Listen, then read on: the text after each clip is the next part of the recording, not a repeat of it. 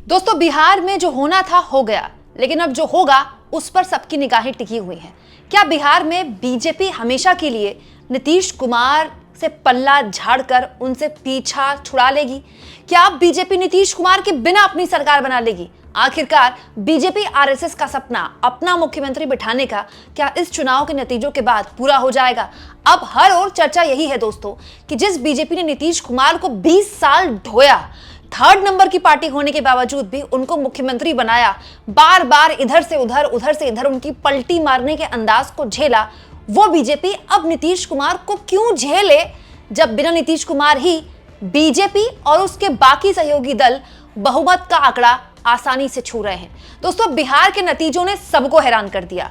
वो भी जो चुनाव में कांटे की टक्कर बता रहे थे, वो भी जो बता रहे थे कि आरजेडी सबसे बड़ी पार्टी बनेगी, और वो भी जो कह रहे थे कि बीजेपी अपनी जो पिछली परफॉर्मेंस है उसको मुश्किल से दोहराएगी। क्योंकि जब तक मैं ये वीडियो रिकॉर्ड कर रही हूं दोस्तों, बीजेपी 95 सीटों पर लीड कर रही है रुझानों में, जनता दल यूनाइटेड यानी कि जेडीयू 84 सीटों के साथ। इस दो आंकड़े ने ही मतलब एनडीए को बम्पर जीत दिला दी है। लेकिन दोस्तों, बीजेपी के नंबर 1 पार्टी बनना और उसके बीच में इतनी सीटों का अंतर होना अब एक नई बहस को भी जन्म दे रहा है कि अब जब बीजेपी सबसे बड़ी पार्टी बन गई है और उसके बाकी सहयोगी दल भी इतना अच्छा परफॉर्म कर रहे हैं, तो फिर बीजेपी जेडीयू को क्यों झेले? क्योंकि दोस्तों, बाकी का जो टैली है बड़ी दिलचस्प है। जैसे आप लोक जनशक्ति पार्टी, चिराग पासवान की पार्टी को देखिए, 20 सीटों पर वो लीड कर रहे हैं। शानदार परफॉर्मेंस।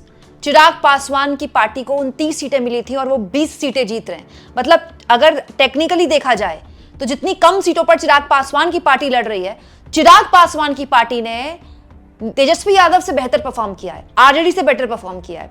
इसके अलावा चलिए विश्लेषण तो छोड़िए, लेकिन अगर आप बीजेपी की सीटें ऐड ऑन करें, चिराग पासवान की 20 सीटों को ऐड ऑन करें, इसके अलावा हम पार्टी जीतन राम मांझी की पार्टी की 5 सीटों को ऐड ऑन करें और उपेंद्र कुशवाहा की पार्टी की 4 सीटों को ऐड ऑन करें, तो ये आंकड़ा अपने आप में 122 को टच कर जाता है, उससे थोड़ा आगे भी बढ़ता है। अब दोस्तों, बहुमत का आंकड़ा जो विधानसभा के अंदर है बिहार की, वो है 122। 122 जिस गठबंधन के पास होगा वो इजीली सरकार बना सकता है। लेकिन अब खेल ये हो गया है बिहार में कि जेडीयू जो नंबर 2 की पार्टी है, भले ही नंबर 2 की पार्टी बन गई, लेकिन अब बीजेपी उसे क्यों झेले दोस्तों, जब उसकी 95 प्लस चिराग पासवान की 20 सीटें प्लस हम पार्टी की 5 सीटें प्लस उपेंद्र कुशवाहा की 4 सीटों के साथ ही वो 122 के आंकड़े से आगे बढ़ रही है। हाँ, ये जो आंकड़ा है ये एग्जैक्ट 122 से 1-2 सीटें ऊपर नीचे का है। तो होता क्या है दोस्तों, इस तरह की जो गठबंधन की सरकार बड़ी कमजोर सरकार मानी जाती है, क्योंकि अगर बीजेपी अपना सीएम बना भी लेगी तो उसके जो गठबंधन के सहयोगी हैं उसको बहुत ज्यादा आपको कम से कम बहुमत के आंकड़े से कम 6-7 सीटें ऊपर चाहिए, वो कंफर्टेबल मेजॉरिटी होती है।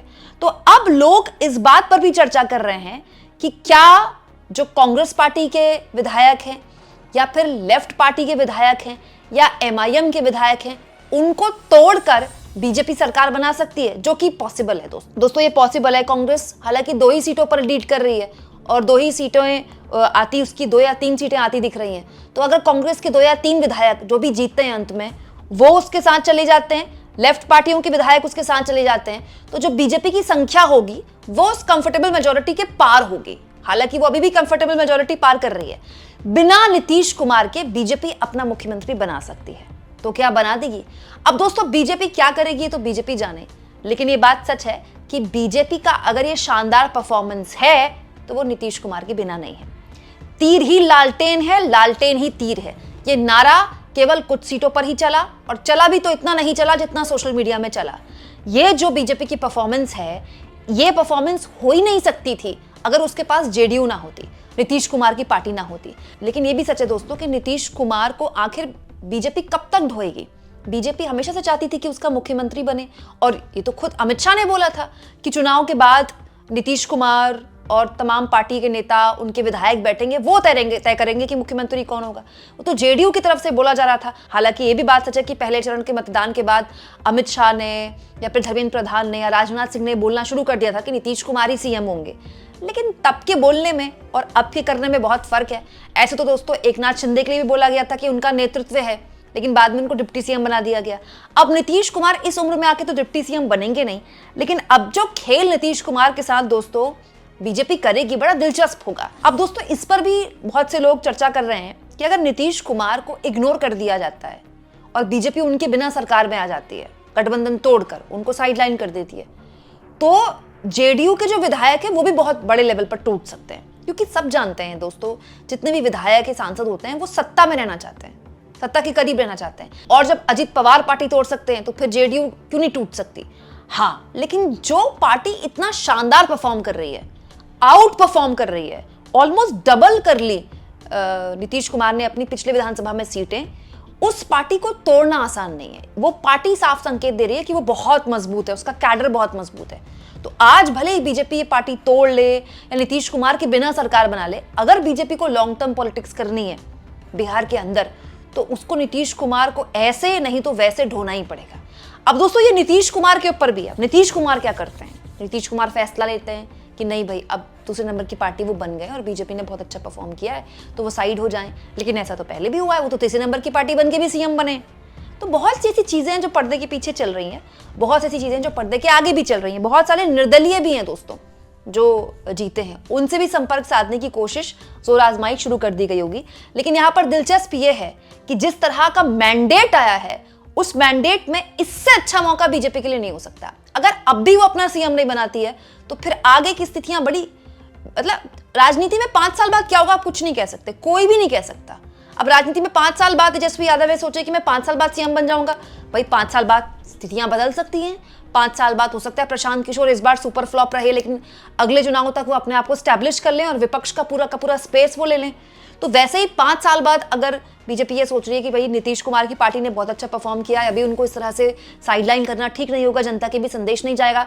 और बीजेपी जिस तरह की पार्टी है और जिस तरह से वो चुनावी फैसले लेती है, वो 5 साल बाद वाले मामले में चलती ही नहीं है। लेकिन दोस्तों ये जो मैंडेट आया है, ये कम से कम बीजेपी को ये हैंड तो देता है, अपर हैंड तो देता है कि साफ तौर पर ये फैसला लेने के लायक है कि वो अपना मुख्यमंत्री बना सकती है। और तमाम गतिरोधों के बावजूद भी ये बिल्कुल सच है कि चुनाव आयोग जिस तरह के फैसले लेता है और विपक्ष को जो स्पेस नहीं मिलती मीडिया में, सारा पैसा बीजेपी के पास, सारी फ्रीबीज जो चाहे सरकार कर सकती है जब आप सत्ता में हो, उसके बावजूद भी ये जो परफॉर्मेंस बीजेपी ने दिया है, एक चीज़ तो बताता है कि बीजेपी अपनी गलतियों से सीखती है।